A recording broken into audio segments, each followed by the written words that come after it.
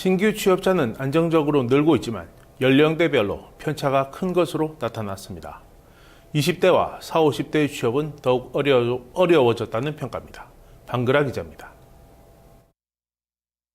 지난달 취업자 수는 2,538만여 명, 40만 명은 넘는 취업자 증가세가 4개월 연속 이어지고 있습니다. 그러나 이 같은 고용 개선세 속에서도 청년과 중장년층에서는 실업률이 크게 상승한 것으로 나타났습니다. 취업자들의 종사상 지위를 보면 정규직이 37만 2천 명, 임시계약직이 12만 9천 명입니다. 전년 동기 대비 정규직의 경우는 3.1%, 임시계약직은 2.7% 높아진 수치입니다. 그러나 20대와 40, 50대는 여전히 울상입니다. 기존 비경제 활동 인구에 속하던 이들 계층 중 상당수가 구직 활동을 시작하며 일자리를 둘러싼 경쟁이 더 치열해졌기 때문입니다. 지난달 청년층 신규 실업자 수는 2만 6천 명, 40대와 50대는 각각 3만 명과 4만 9천 명입니다.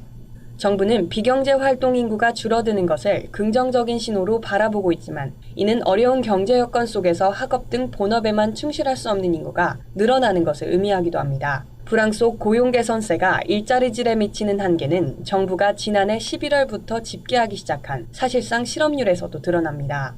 공식 실업률보다 3배 이상 높은 것으로 나타난 사실상 실업률에는 원치 않는 일자리를 구한 취업자까지 포섭 집계되기 때문입니다.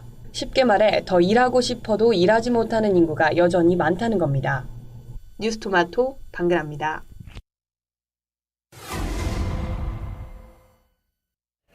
국제유가가 급락하면서 국내 조선사들이 또 다른 걱정거리에 직면했습니다. 대형 유조선의 수요가 늘고 있는 반면 조선사들이 역량을 집중해온 해양 플랜트의 수요는 크게 줄고 있습니다. 최승근 기자가 보도합니다. 저유가 현상이 지속되면서 해양 플랜트와 유조선 시장의 희비가 엇갈리고 있습니다. 셰일가스 생산량 증가로 심해 시추 설비의 수요가 급감하고 있는 반면 원유 소송과 저장을 위한 대형 유조선의 수요는 늘고 있는 추세입니다. 14일 글로벌 조선해운 전문기관 클락슨에 따르면 현재 약 220만 DWT 규모의 초대형 유조선이 원유 저장용으로 사용되고 있습니다. 국제유가가 지난해 10월 이후 절반 수준으로 추락하면서 원유 물동량이 늘어난 데다 싼 값에 원유를 사 초대형 유조선에 저장해두려는 수요가 늘면서 빚어진 현상입니다. 글로벌 오일 메이저와 투자은행들이 대형 유조선에 관심을 갖기 시작하면서 초대형 유조선의 용선료는 2010년 3분기 이후 최고치를 기록하고 있습니다. 또 지난 2008년 금융위기 이후 유조선 발주량도 큰 폭으로 감소해 타 선종에 비해 추가 발주 여력이 충분하다는 분석입니다.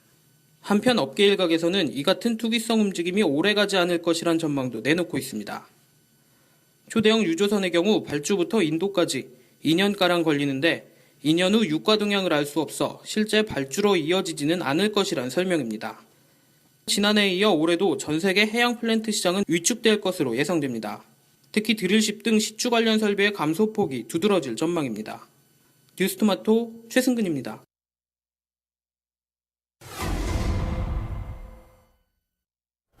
금융투자협회장 선거가 김기범 전 KDB 대우증권 사장과 최방길 전 신한 BNP 파리바 자산운용 대표, 황영기 전 KB금융지주 회장의 3파전으로 진행됩니다. 신임 회장은 오는 20일 선출됩니다. 차현정 기자의 보도입니다. 국내 금융투자업계 수장인 신임 금융투자협회장 후보로 김기범 전 대우증권 사장과 최방길 전 신한 BNP 파리바 자산운용 대표, 황영기 전 KB금융지주 회장 등 3명이 확정됐습니다. 오늘 금융투자협회 후보추천위원회가 차기 금투협회장 선거에 이들 3명의 후보를 추천한다고 밝힌 것으로 지난 6일 후보 등록 마감 이후 후추위의 서류 전형과 면접 전형을 거친 결과입니다. 다만 후추위 관계자는 후보 선정 기준과 관련해 비공개가 원칙이라며 후보 추천 이유에 대해서는 밝힐 수 없다고 말했습니다. 김기범 전 사장은 최근까지 증권사 사장을 역임하며 이해와 갈등 조정의 적임자라는 평가를 받고 있습니다. 최방길 전 대표는 정책 당국과의 소통 경험이 풍부하다는 점과 금융업권에 대한 이해도가 높다는 평가가 나옵니다. 황영기 전 회장은 유일한 금융지주 회장 출신으로 다른 후보에 비해 무게감 있는 금융인으로 꼽히고 있습니다. 회장 선출을 위한 투표에는 164개 회원사가 각각 한 표씩 투표권의 60%를 행사하고 별도로 40%의 투표권은 금융투자협회 회비 분담 비율에 따라 배분됩니다. 선출된 신임 회장은 내달 4일 제3대 금투협 회장에 공식 취임합니다.